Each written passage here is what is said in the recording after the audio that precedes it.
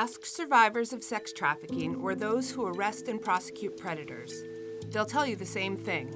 Maine's system is broken. Eradicating sex trafficking and helping victims become survivors just doesn't seem to be a priority in our state. The criminal justice system is a mess.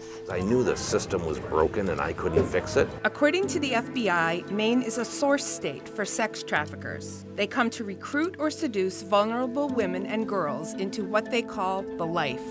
But Maine laws addressing sex trafficking are weak, experts say. There simply isn't enough will among state officials to strengthen those laws or to fund adequate services for survivors. This is the Track in Portland, a half-mile stretch of Congress Street where women and girls hang out, waiting for what they call a date. Down the hill are trap houses where a dealer will offer them drugs or a shower before they head back for another date. Retired South Portland Police Department Detective Steve Webster worked sex trafficking cases in the area for years. When the response is, hey, bring them over to the shelter, I just flat out refuse to do it. Because what are shelters? Those are the best places to groom and locate potential trafficking victims. If we come in to tell someone that we can help, we have to have the means to help. If we can't come in with, empty gestures. So it's having the resources to really meaningfully address some of the difficulties we're seeing in the streets. Androscoggin County Assistant District Attorney Nate Walsh says that although officials shut down Backpage.com, other websites are worse. He showed us one website from overseas advertising women he's seen recently on the streets in Lewiston. In 2019, Maine received a D on an annual report card issued by the organization Shared Hope International. It grades the effectiveness of state laws regarding trafficking of minors.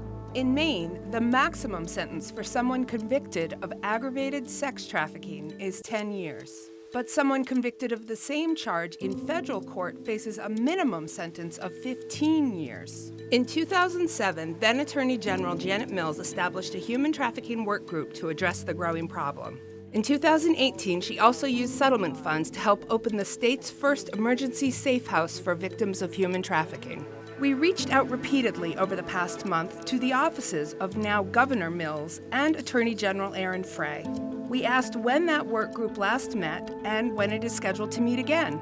The office of now Governor Mills referred us to Attorney General Aaron Frey, but Frey's office would say only that the group meets at least annually. But Jess Bedard of the Maine Coalition Against Sexual Assault says she sat on that work group until it disbanded a number of years ago.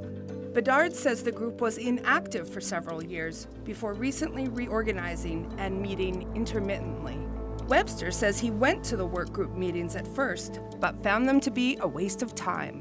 Not a task force that sits around, pats everybody on the rear end and says, we did a great job, but you don't help one friggin' victim. You don't get one person off the streets. That's just a waste of time. I went to all those meetings until I stopped going, because they accomplished nothing. Cumberland County District Attorney Jonathan Sarbeck would like to see longer sentences for those convicted by the state. But in the legislature, no bills specifically targeting sex trafficking are proposed this session. So when it's time to prosecute, state officials often turn to the feds to get justice.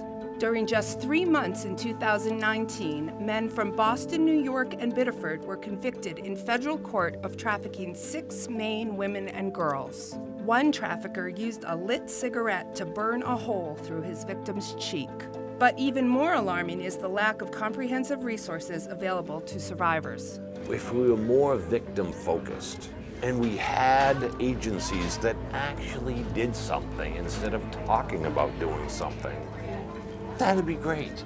A day or two wait between leaving a detox program and finding a bed in a residential program, for example, often sends a survivor back to the street.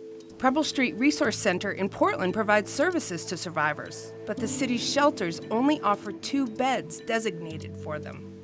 It's a problem even an FBI agent couldn't solve. If Preble Street doesn't have a bed available, they're few and far between. But one program is making a difference. Courage Lives in Penobscot County is a residential safe house that offers beds to 5 survivors for up to 2 years. It also connects them to services including detox and substance abuse recovery and outpatient counseling. If you had more places like Courage Lives, which builds self-esteem, teaches life skills, gives them a sense of worth back that many of them have literally never had in their lives. Tricia Grant, a survivor of sex trafficking, is program manager at Sophia's House, a home for survivors in Lewiston. Grant says education is critical to addressing the problem. People needed to intervene before it was ever trafficked. Flick says she worries for her young daughter. She says she talks openly with her daughter, tells her about predators, and she says no to Facebook.